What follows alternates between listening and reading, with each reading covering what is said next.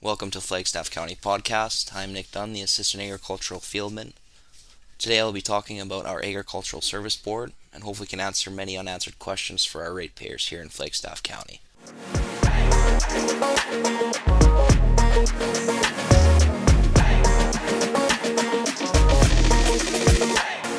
You're listening to the official podcast of Flagstaff County. A little overview of the podcast today. So I'll be talking about a little bit of background about myself. I will then move on to the history of our ASB here in Flagstaff County. I will talk about the role of our ASB here in Flagstaff County, such as pest management, parks and hamlets, inspections, permits and agreements, and as well as some of the equipment we offer and facilities we have here available. So a little bit of background about myself. I was born in Olds, but I moved to Killam in 2006, where I have resided here ever since. My family never farmed, but growing up in this rural setting, I was very fortunate enough to get a real taste of agriculture. And I was also fortunate enough to work on my now fiance's family farm as some of my first work experience. So that actually brought to me my passion in the agricultural industry. I loved growing up in Flagstaff County. I enjoyed many years of playing minor and junior hockey while growing up. And I still play hockey today. I play for the Cedric Sabres, so I play senior hockey with some of my teammates that I have had for many years growing up. And they have become great mentors and friends of mine.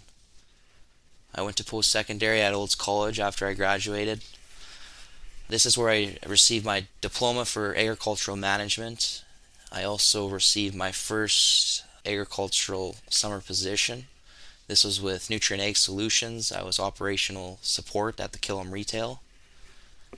After I graduated from Olds College, they offered me a full-time position.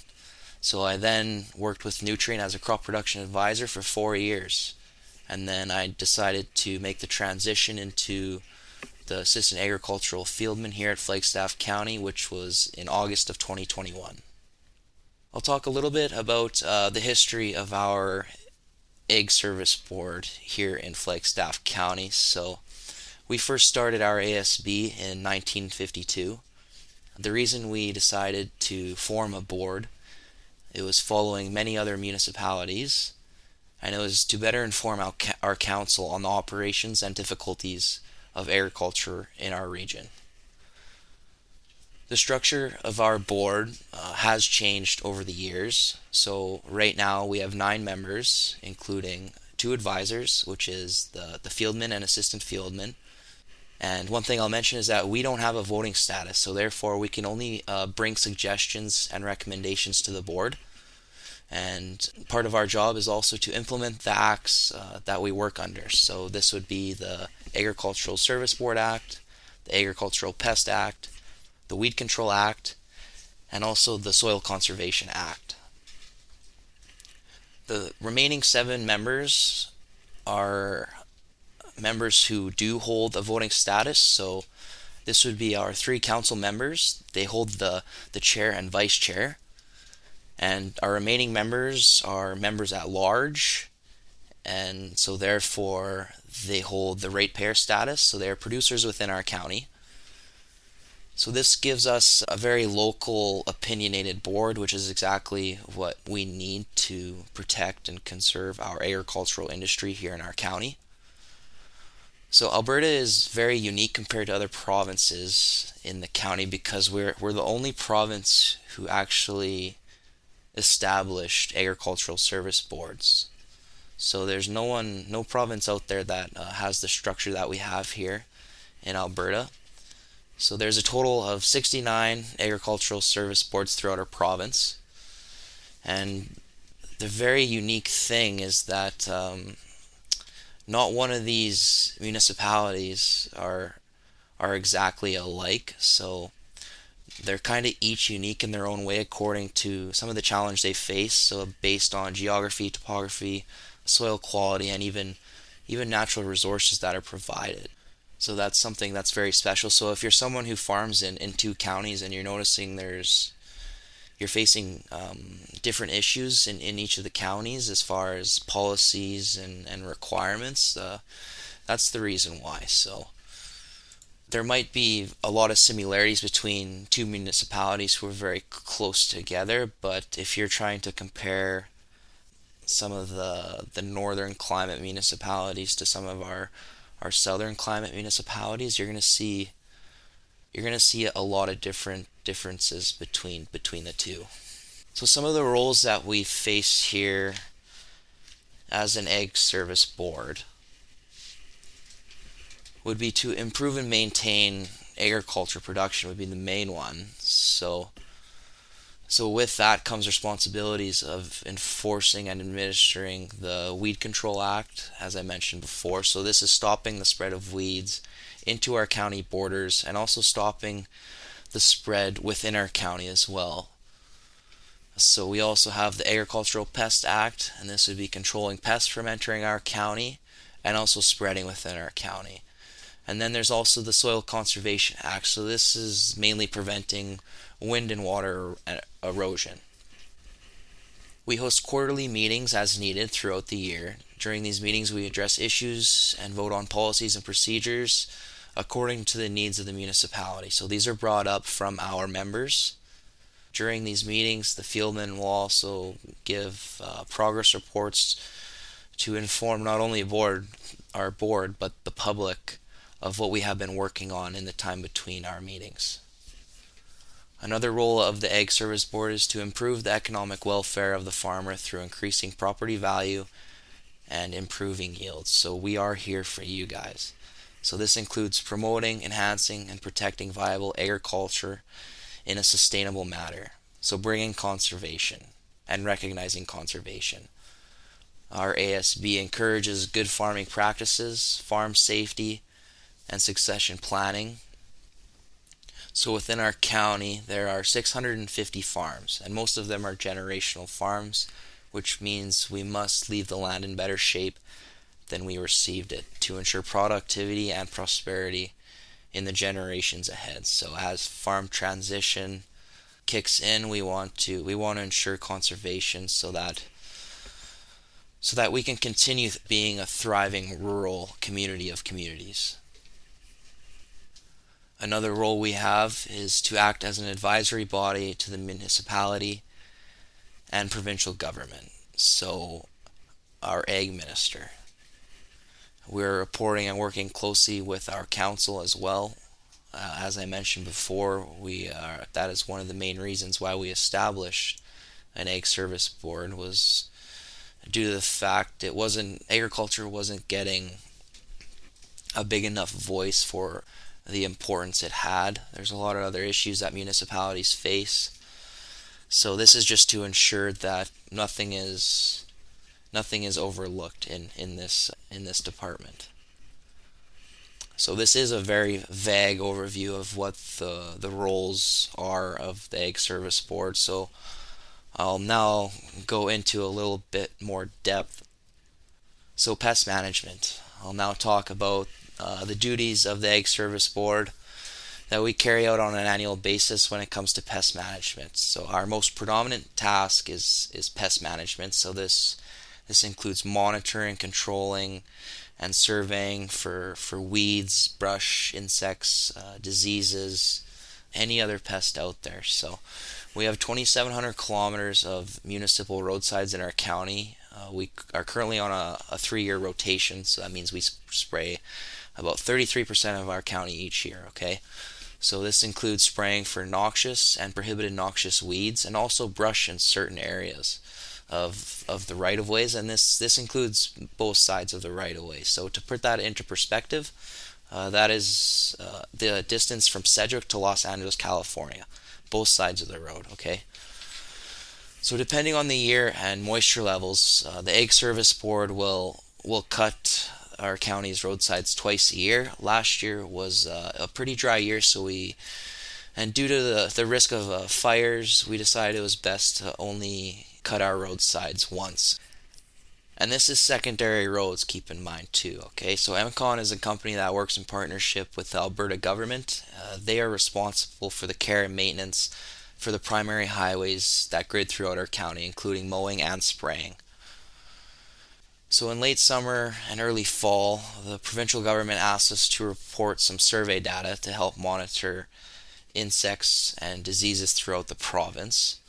So we start with a grasshopper survey, which includes scanning the ditches and field margins of randomly selected fields, and then creating reports just so we have data to look back on, right? So this helps us monitor this certain pest as a grasshopper. Another survey that we do annually is the clubroot survey.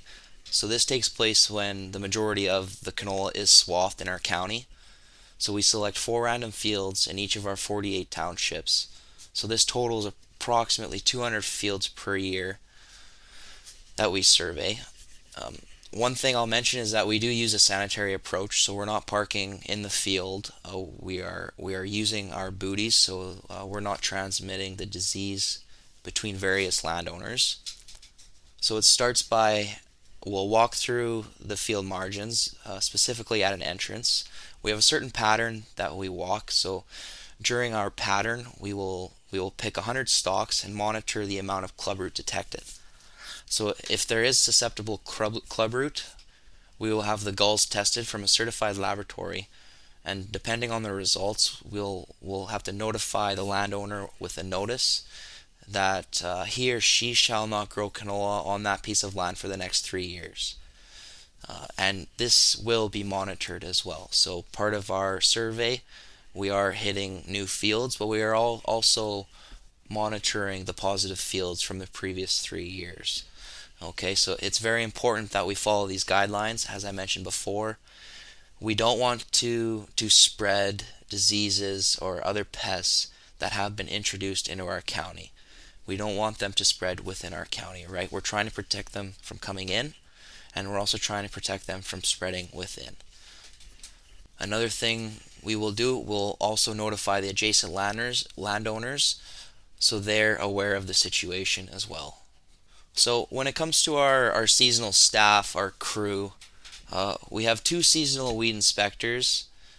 They cover as much ground as possible. So one thing I'll mention is that all of you who are ratepayers and even our county employees, we are all weed inspectors. So if you find an issue, we ask that you please notify us through a service request or our contact information on our website, so we can attend the issue before it's too late or has gotten much worse, right? So this is a timely manner. There's a lot of roadside out there. As I mentioned, it's 2,700 kilometers, right? So with 2 people, that's a lot of ground to cover, and especially when it's a timely matter. If you see something, please call it in, okay?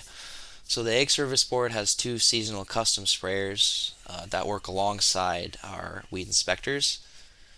Some of the services our custom sprayers provide are if there are unwanted weeds found, we're able to provide a service for labor plus the cost of chemical. This is a very affordable way to take care of situations. We have very fair rates. We also offer this for leases and yard sites who are needing weed control. So with the Battle River bordering our southern and eastern parts of the county and having water bodies spread throughout, it brings alongside issues of beavers as well.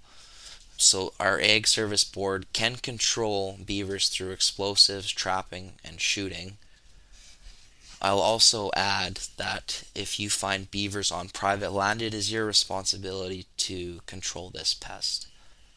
I mentioned it before, and that's if you have any service requests, to please use our service request manager. This is accessible through our website, or contact one of the fieldmen in our office here so we can put it into the system. This helps us track our tasks as well as prioritize our tasks and ensures that nothing is left behind. So another role of the Agricultural Service Board that we have under our wing are the parks, the hamlets, and also the airport, our Flagstaff Regional Airport. So certain maintenance in our parks and hamlets, as I mentioned, are under the Ag Service Board's workload. So we are responsible for maintaining the grounds and cemeteries for hamlets of Strome and the hamlet of Galahad. We have 4 campgrounds within our county. These are also run by the Ag Service Board. Some of the things we do there include mowing and spraying throughout the season as needed. We have Diplomat Trout Pond. It is restocked every year from our provincial government.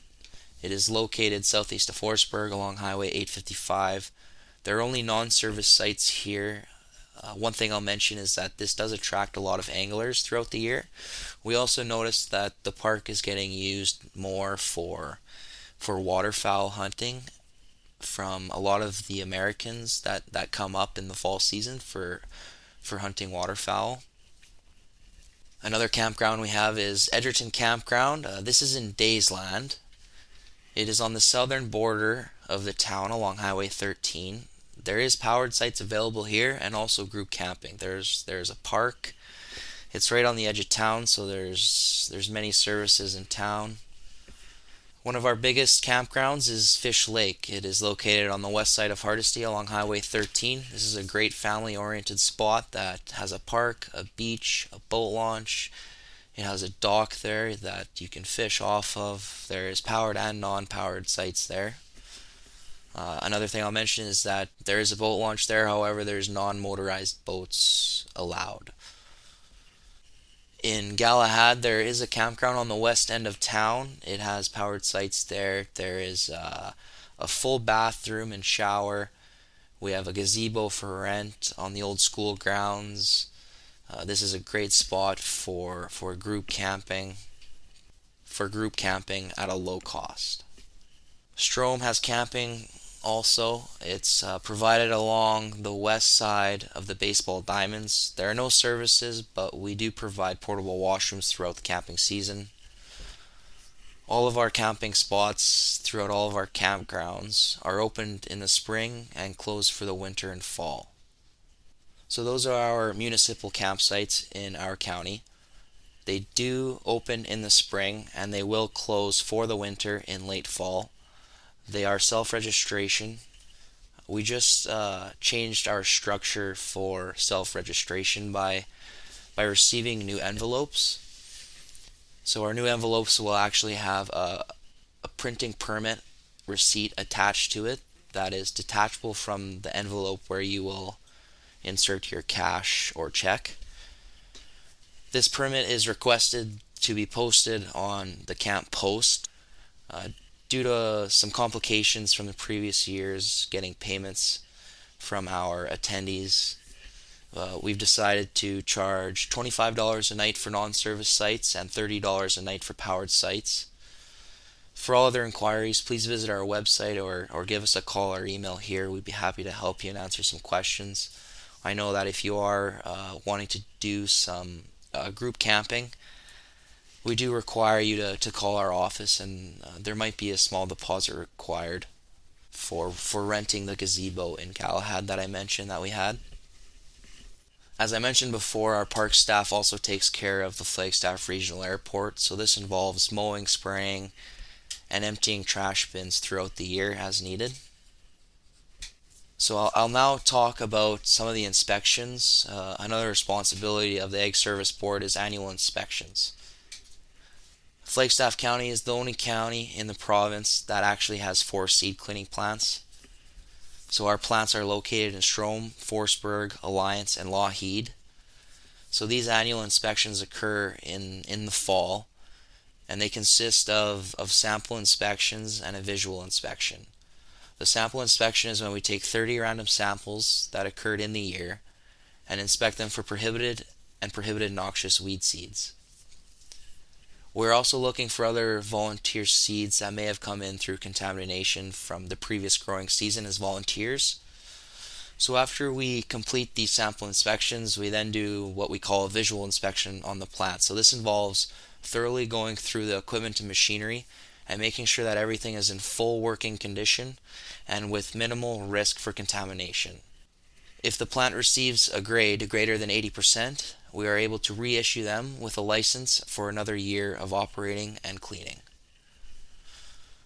Other inspections that we are involved in include the conservation easement titles.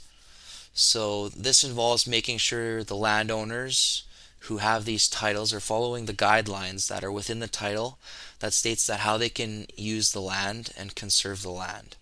So these titles are also to be inspected on an annual basis, and they are transferable with sale.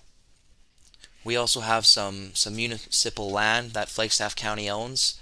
These also require inspections, not only maintaining it throughout the years, but we have to ensure that our land is, weed free, pest free, and in some cases we do rent these quarters out, usually for grazing purposes. Some of the permits and agreements that we have include no spray agreements and roadside hang permits. So these permit forms are located in the top right corner of our website under the I want to and then apply for tab. Once the form is completed, please submit to our county office. Should you, the landowner or tenant, not be in favor of roadside spraying for weed or brush control adjacent to your property, you must complete this agreement called the no spray agreement, and it has to be submitted before June 1st, and it will be in effect for 5 years unless otherwise stated. So on that 5-year mark, we will reconnect with the landowner and make sure they still require the no spray agreement. If they do, then we will have to propose a new agreement to be in place. So what the agreement entails too is you'll be required to post do not spray signs on both of the spray zone along the rural road, which will be provided from us. So we do have signs here. With this agreement in place, the responsibility of the weed and brush control then falls on the landowner or tenant, right? So it is your responsibility to deal with pests such as weeds, other pests, diseases. So we also have a roadside hang permit. This will allow landowners to cut the municipal right-of-ways. So we have this permit in place to inform our mowers who cut our roadsides twice a year of where not to cut. Okay, so commencing June 1st, we will be mowing grass and vegetation along the right-of-ways. The reason we do this is to improve the visibility of the ditches and reduce snow trapping, and it's also to help prevent wildlife collisions. So with this permit in place, we will know where not to cut. We can inform our mowers.